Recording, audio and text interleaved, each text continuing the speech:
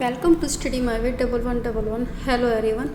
आज हम क्लास 6 की ज्योग्राफी का थर्ड चैप्टर करेंगे, मोशन ऑफ द अर्थ। इसकी क्विक रीज़न है, डिटेल में ऑलरेडी करवा चुकी हूँ, आप मेरे चैनल पे जाके देख सकते हो। Let start. Motion of the earth. Motion of earth का मतलब होता है गति, कि अर्थ किस तरह से गति करती है। तो इसके टू टाइप्स होते हैं, एक रोटेशन होता है, एक रिवोल्यूशन होता है।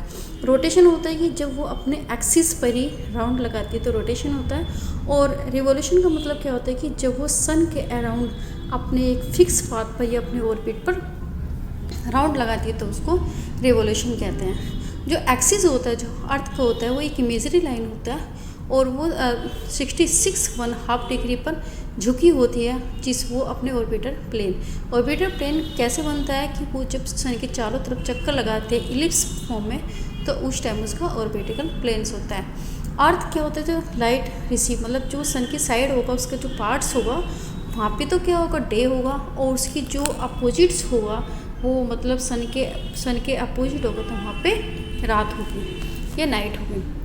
जो भी एक सर्कल है जो उसके बीचों बीच से गुजरता है, जैसे ये है तो ये सन है, तो सन की जो इस साइड में मतलब लाइट पड़ रही है तो यहाँ पे डे होगा, और इसके अपोजिट में क्या होगा, हमारी लाइट होगी। और जो बीच में वाले इसको बोलते हैं सर्कल ऑफ इल्यूमिनेशन। आप इसमें देखो कि इसमें किस तरह से, देखो ये इस तरह से, ये plane of the earth orbit, तो ये कितने घूमे, ये नॉर्थ पोल है, इसका साउथ पोल है, और ये अपने 66 हाफ पे झुकी होती है। फिर हमने कि what could be happen if the earth, यदि अर्थ है जो हमारी पृथ्वी है वो रोटेट ना करे, घूमे ना, तो क्या होगा कि जो भी फेस हमारे अर्थ का सन की साइड्स होगा वहाँ पे क्या होगा, वार्म क्लाइमेट्स होगा, और वहाँ पे डे होगा, और जो दूसरी साइड होगा तो डार्कनेस होगा, फ्रीजिंग होगा वहाँ पे। तो इसके लिए क्या होगा, जो हमारे ह्यूमन लाइफ है उसके लिए कंफर्टेबिलिटी नहीं रहेगा। फिर हमारा जो है इंसेंट जो इंडियन एस्ट्रोनॉमर जो आर्यभट्ट है, उसने स्टेट किया है कि उसने बताया है कि अर्थ राउंड लगाती है और अपने एक्सिस पर घूमती है। अब रिवॉल्यूशन एक साल में कितना करते हैं, 365 डिग्री 1/4 डे वो एक चक्कर लगाती है। अब जो भी हम एक जो नॉर्मल ईयर है उसमें 365 डे होता है, लेकिन जो 1/4 का मतलब क्या होता है, इसमें 6 घंटे। अब 4 साल के बाद क्या होता है कि सारे जो 6 घंटे प्लस होके क्या बन जाती है, 1 डे, ये 24 आवर्स बनाती है।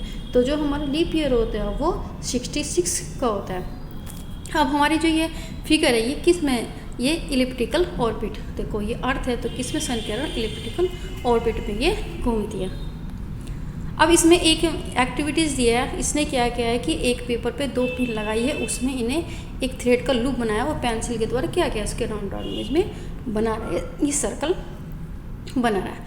अब ये समर सोलिस्टिक्स क्या होता है, मैंने देखा है कि इसमें मतलब जो 21 जून को क्या होगा कि जो सदर्न हेमिस्फीयर है वो सन की साइड से क्या होगा, वो झुका होगा, और उसके कारण क्या होगी, इस ट्रॉपिक ऑफ कैंसर पे क्या होगी, सन की जो रेस बिल्कुल सीधी पड़ेगी, और इसलिए कारण से वहाँ पे क्या होगा, ज़्यादा हीट होगी। और जो हमारी मतलब पोल है, जो वो पोल पे क्या होगा, पोल पे तो कम हीट रिसीव होगी, क्योंकि वहाँ पे जो सन की रेज होती है वो स्लांटिंग पड़ती है, तिरछी पड़ती है।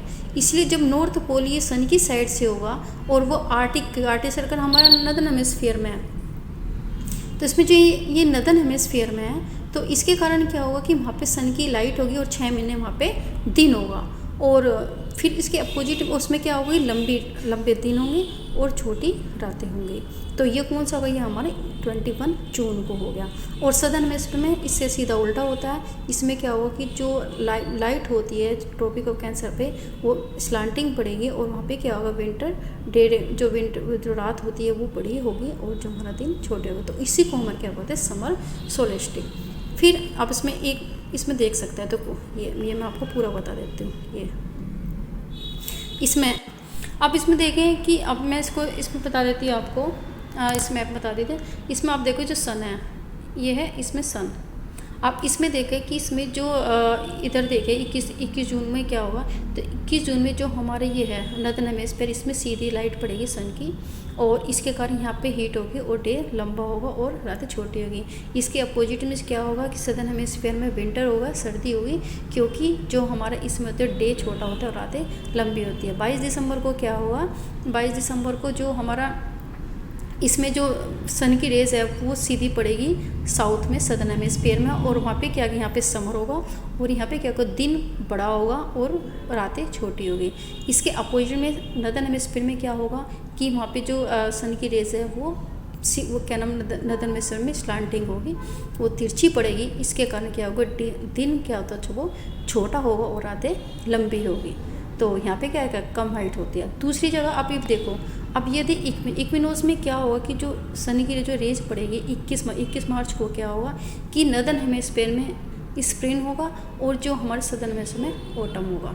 सेम, क्योंकि इसमें जो दोनों पोलों पे क्या होते हैं वो बिल्कुल क्या पड़ती है, वो बिल्कुल सीधी पड़ती है। इसमें दिन और रात दोनों ही बराबर होते हैं।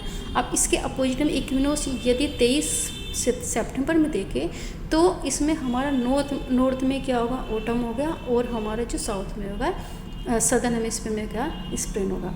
अब मैंने आपको ये तो बता दिया। अब देखो, अब हमारा है विंटर सोलस्टिक। तो विंटर सोलस्टिक में क्या होगी, 22 दिसंबर को, जिसमें मैंने आपको मैप में बताया, और इसमें जो ट्रॉपिक ऑफ कैप्रिकॉर्न पे ज़्यादा जो लाइट है वो डायरेक्ट पड़ेगी सदर्न, मतलब इसमें साउथ पोल पर, और वहाँ पे क्या होगा, हीट होगा। और जो हमारे जो कैप्रिकॉर्न है 23 हाफ है, लार्ज पोर्शन क्या होगा, ज़्यादा लाइट करेगा, इसलिए वहाँ पे क्या होगा, हमारी जो दिन होगा वो ज़्यादा होगा और रातें छोटी होगी। इसलिए लेकिन इसमें दो जगह नदर्न हेमिस्फीयर में वो उसके अपोजिट ही होगा।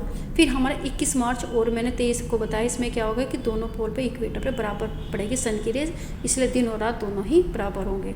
तो इसमें बताया गया। फिर हमारा जो 23 सितंबर को क्या होगा, इसमें हमारा ऑटम सीजन होगा नदर्न हेमिस्फीयर में और स्प्रिंग होगा हमारा सदर्न हेमिस्फीयर में। और अपोजिट में 21 मार्च पे देखें, दो स्प्रिंग होगा हमारे नदर्न हेमिस्फीयर में और ऑटम होगा हमारा सदर्न हेमिस्फीयर में। तो ये जो हमारा लेसन की था ये कंप्लीट हो चुका है। अब एक्सरसाइज देखिए, तो ये कह रही कि what is angle the inclination सा earth axis on the orbit, वो कितने उसमें कितने पर झुकी होती है, तो वो हमारे 66 1/2 पे झुकी होती है।